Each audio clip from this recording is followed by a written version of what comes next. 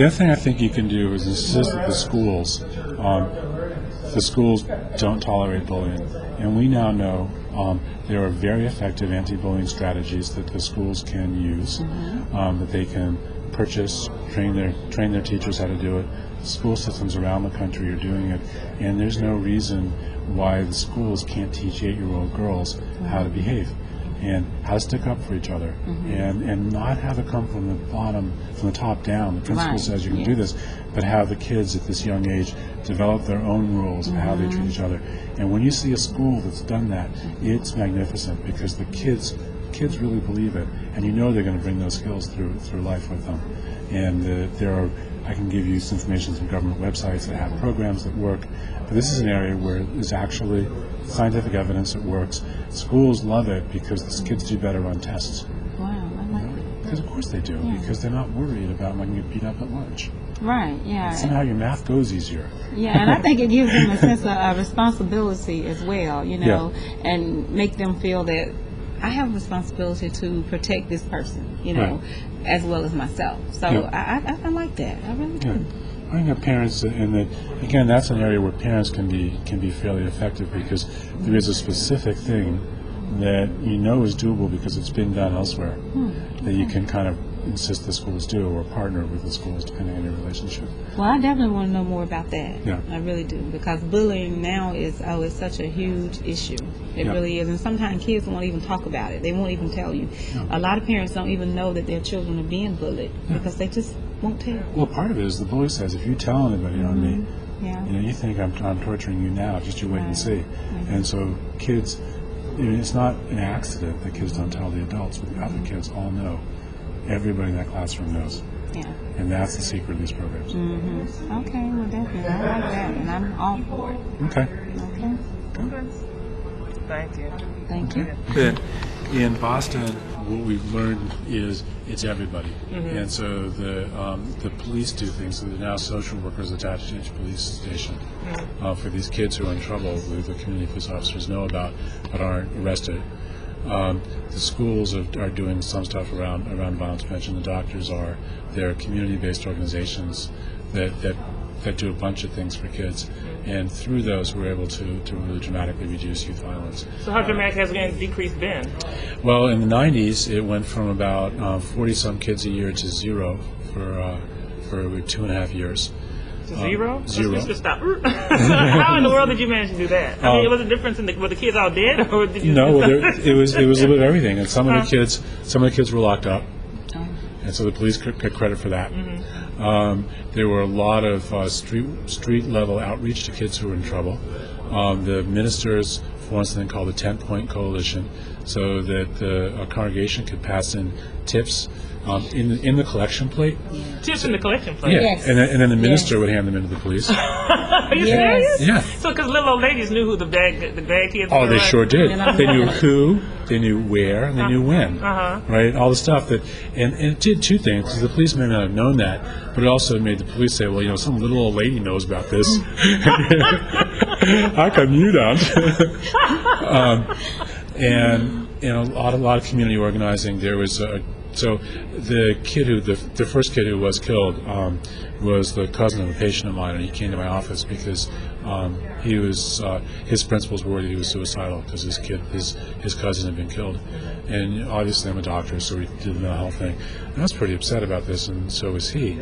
He came back 2 weeks later, and he was raising money for a peace conference where they were bringing all the kids from the 2 housing developments that were involved in this rivalry. Some minister was going out, and they were doing a 2-day conference where these kids to all get together, and that came from the community organizing model, where the community organizer had organized parents in these 2 housing developments to help improve the conditions, because the housing authority really was terrible. And so they had that community connection there, and there was not a revenge killing. So it wasn't like there was never a murder again, but that's only 6 months later, and it wasn't in revenge for that first one. And instead, those kids had this retreat. They did a lot of stuff in memory of the child who was killed, and didn't bring them back to life, but it also meant that there weren't like 3 or 4 other kids who were killed. And I think that the answer is sort of what you're doing. It's mobilizing everybody. I know a funeral director in Roxbury, in one of the tougher neighborhoods, our town, and she's tired of seeing dead kids. So she contributed in some ways to some of the youth development stuff in the neighborhood around her funeral home. So is it targeting the youth that's just the key, or is it maybe during the parents, or is it both? It's everybody. It's the youth, it's the parents, it's the teachers, it's the police, because how police respond to young people and what they think is really important. Yes. And that if they're not part of the community and they just go cracking heads, that's demonstrated to be not ineffective. The other thing that nationally that we know is effective is that the broken windows thing. Yeah. Mm-hmm. So decreasing physical disorder. Yes. And the police and the city can do that. So our Public Health Commission in Boston is focusing on the 5 micro neighborhoods with the highest rate of crime, and they've got the City Public Works Department to prioritize potholes, graffiti, abandoned cars in those neighborhoods that get picked up first. So just trying to provide the basic environment that decent people will venture out in. And the thing about this is it's not a magic wand. So it went down to 0, and then the city declared success. They got rid of the violence prevention program, and they replaced it with adolescent wellness council. Wow. Because you've got to do a lot of things. And then youth violence has gone up again. And now they have a youth violence prevention program again. Mm-hmm. So I guess it's something you're saying. Once you start, you can't really stop that. No. Mm-hmm. Well, here's the thing. It's shocking that teenagers don't stay teenagers forever. That's true. That is so true. There's a new group coming up, right? So every new group coming up has to be able to hear the same message and have the same adult focus and support. And it seems like they get more and more aggressive. Yeah. As they. But I mean, look at the cartoons. Even the cartoons. Yeah. I saw Family Guy. I know it's about falling out because the kid is trying to kill his mama. Oh my yeah, God. Michael Basin spoke about that Tuesday night. Amazing. Yeah, the Boondocks. Have you heard of that? Boondocks. Yeah. Oh, it's terrible. But okay, here's the thing about TV. I think that television is the great Satan of American life. Okay.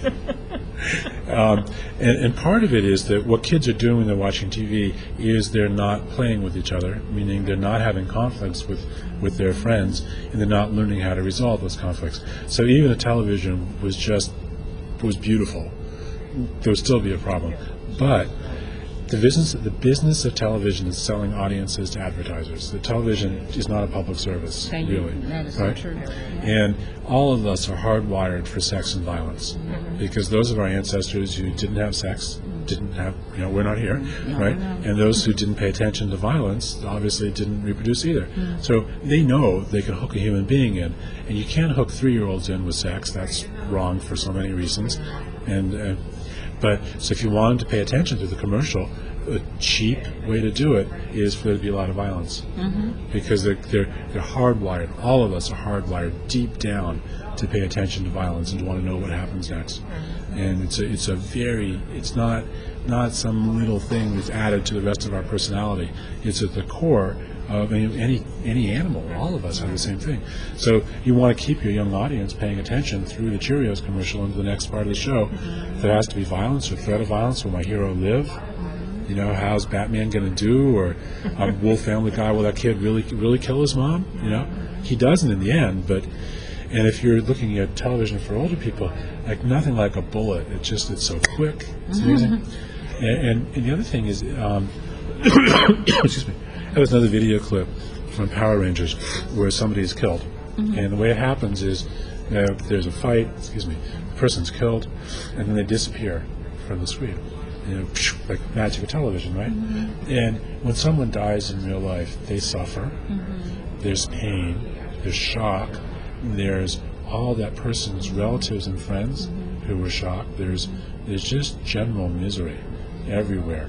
And so if you're a young person, like a 3-year-old, you can't see the difference between fantasy and reality. What you learn is that violence and death is just this little thing that happens between the commercials. Right. And let me say this real quick, and you're telling the truth about that, because my 5-year-old granddaughter, she was watching this movie. We didn't know it was, I forgot the name of it, but we didn't know she was watching it. Somehow it was on. And this man gets killed. Right. So she came into the bedroom where I was, and I have a picture of my son, Rodrekus, on my nightstand. And she came to me and she said, Grandma, she said, a man just got killed on TV. And I said, what are you watching? And she said, I don't know, but she could kind of describe what it was. And then she said to me, she said, well, Rodrekus could come back. She said, the man came back on TV, so he gets killed, but in her mind, she's thinking, okay, well, they can come back. They always do on TV. And she's wanting to know, well, why can't Rodrekus come back? Because on TV they come back. Yeah. And I have the hardest time trying to explain it to a 5-year-old.